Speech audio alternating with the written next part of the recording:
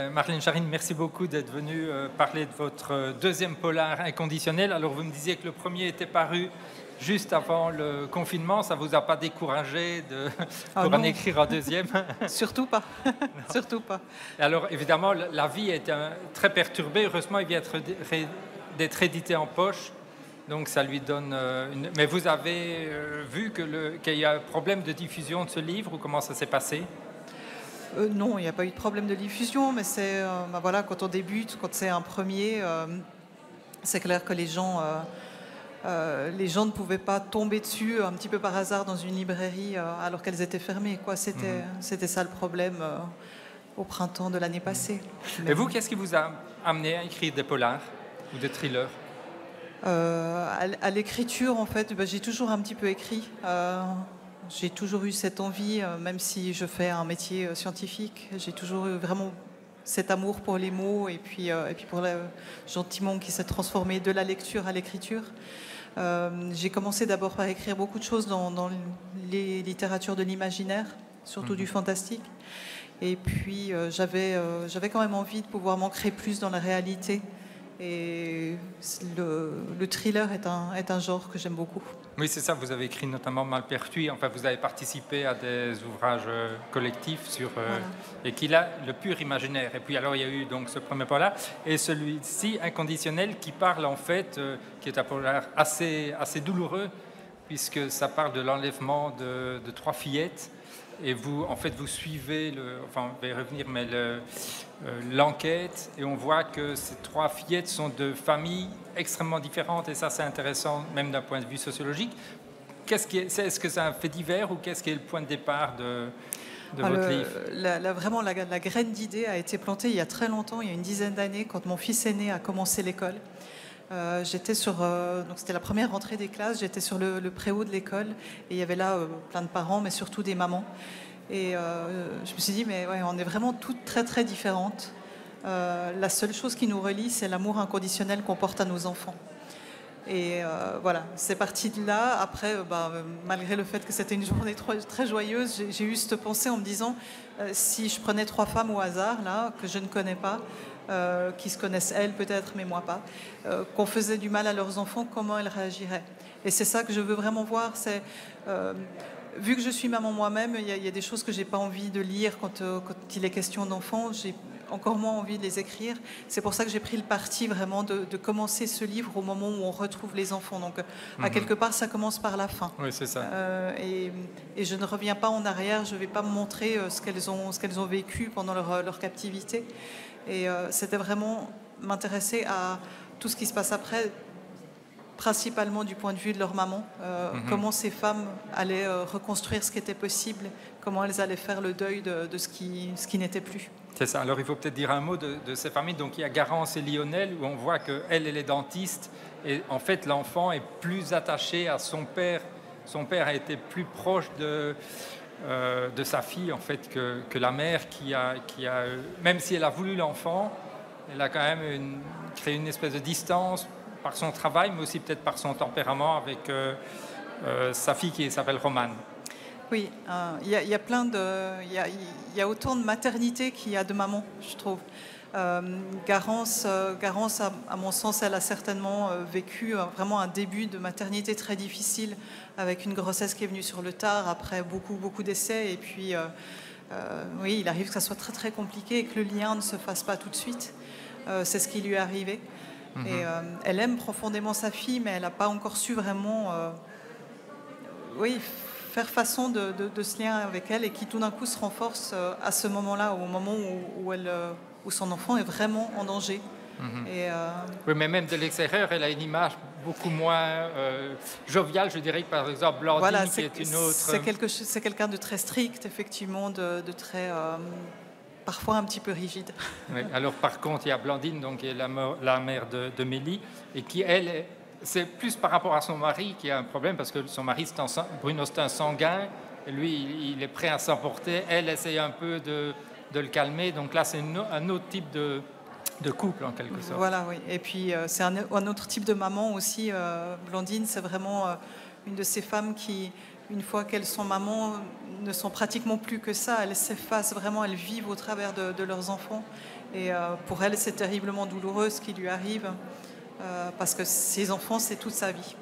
Et alors la troisième, c'est Cora, qui est beaucoup plus jeune, qui a 25 ans et qui n'a pas de compagnon. En fait, c'est leur fille, elle élève seule sa fille. Et c'est elle qui est aussi presque la plus enfin, je dirais pas violente, mais virulente dans son comportement par rapport aux policiers, etc. C'est elle qui est le plus rentre-dedans, en fait. En quelque sorte. Cora, la vie lui a pas fait de cadeau, jamais.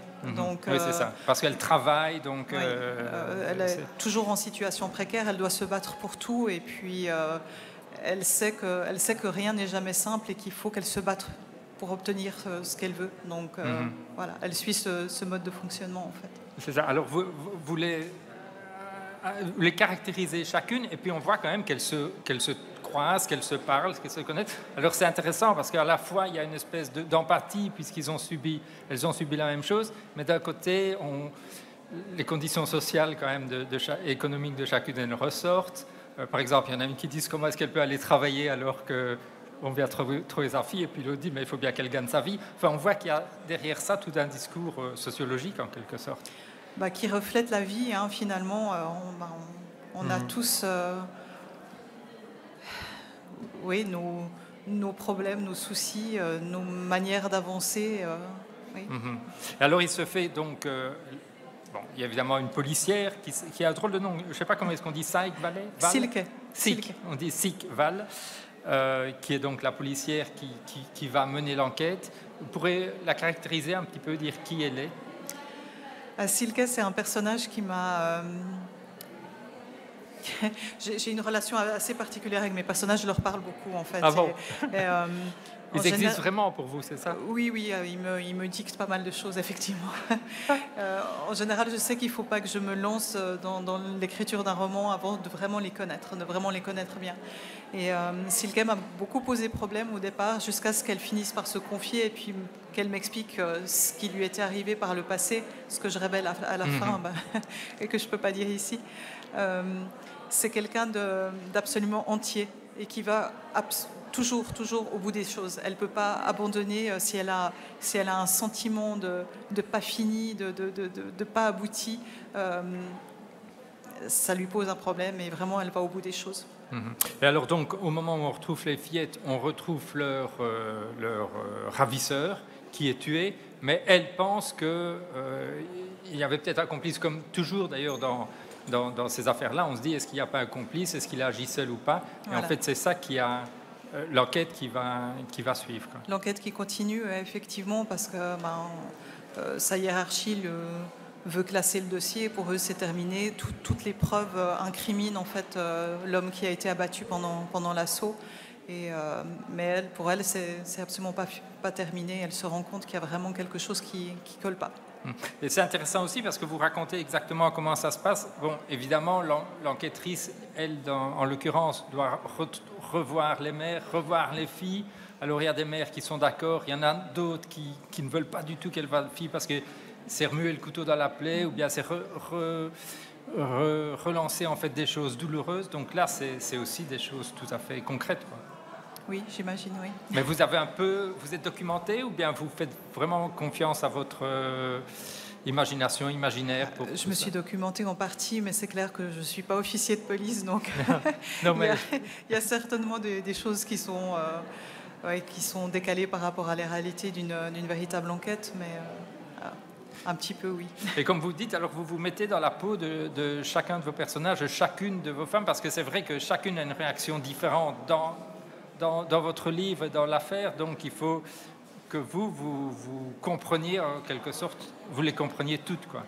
Oui, c'est vrai qu'elles ont chacun leur mode de fonctionnement. Après, je me retrouve un petit peu dans chacune d'entre elles.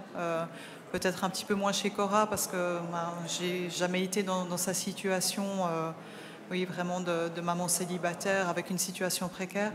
Mais je peux autant me retrouver dans Garance, dans certains modes de fonctionnement que chez Blandine par rapport à mes enfants. Donc c'était parfois difficile en fait. Il y a des scènes qui ont été très très difficiles à écrire parce que je m'identifiais je vivais ça vraiment à travers elle et puis Oui, c'était pas toujours facile. Alors, le livre est un peu construit comme un flashback, puisque tout au début, votre policière rencontre quelqu'un, on ne sait pas qui c'est, elle le reconnaît, et puis en fait, c'est vraiment à la fin qu'on comprend pourquoi est-ce que vous avez... Et ça revient à différents moments dans le cours du récit. Pourquoi est-ce que vous avez choisi cette forme narrative, en fait? Je voulais quand même pouvoir montrer, en fait, c'est assez difficile d'y répondre sans vraiment rien dévoiler, mais je voulais qu'on puisse avoir une idée de ce qui s'était passé vraiment encore plus tard. C'est pas des flashbacks, c'est des flash-forward, qui se déroulent 20 ans plus tard. Et je voulais que le lecteur puisse après avoir vraiment la vision globale de se dire, voilà, il y a eu tels événements à un certain temps, et il en est découlé ça 20 ans plus tard. Alors peut-être un mot sur l'endroit où ça se passe. La région d'Annecy. J'ai longtemps hésité en fait à savoir où poser mes valises, où loger tous ces personnages. Je savais que la nature allait jouer un rôle. Il me fallait un paysage avec des montagnes, un lac, un bout de forêt. Et je suis suisse, donc j'ai hésité pendant un certain temps à le placer en Suisse. Je connais mieux les montagnes suisses.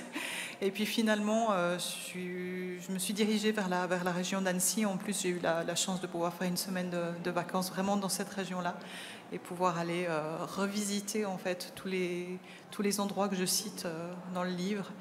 Même aller manger dans un restaurant qui est cité. Ah oui, carrément. Ah oui, donc on peut se repérer, on peut aller sur place, on s'y retrouvera. Tout à fait. C'est important pour vous que ça soit aussi bien situé. Ça vous permet de mieux comprendre, de mieux avancer. Là, vraiment, vu que je nomme des villages qui existaient, je voulais que ça ait l'air le plus réaliste possible pour que les lecteurs qui peut-être habitent dans la région puissent s'y retrouver et puis ne viennent pas me dire que non, c'était pas juste du tout, quoi. Après, c'est pas toujours facile de vraiment coller complètement à la réalité. Mon premier roman se passe à Paris. Je me suis hélas dirigée surtout avec Google Maps et puis avec les conseils d'amis qui habitent Paris. Mais j'ai pas pu faire les repérages vraiment moi-même. C'est ça. Alors vos 2 livres sont édités chez un grand éditeur, Kalman Levy. Ça a été facile pour vous de trouver un éditeur? Non, c'est jamais facile. Même si vous aviez à côté déjà écrit quelques livres. Oui, mais je crois que à quelque part, c'est une sorte d'alignement d'étoiles, de bons moments quoi, qui arrivent comme ça. Là, ça a été très rapide et très facile d'une certaine manière, mais il y a plein de choses qui se sont passées avant. Mais là, oui, les étoiles étaient alignées et puis c'est le début d'une très très belle aventure avec Kalman Levy, effectivement. Et qui va continuer, je suppose. Parce que... Tout à fait. Très bien. En tout cas, merci beaucoup d'être venu parler. Donc on peut vous retrouver au stand de la Maison de la Presse. Avec plaisir, oui. Voilà, merci beaucoup. Merci à vous.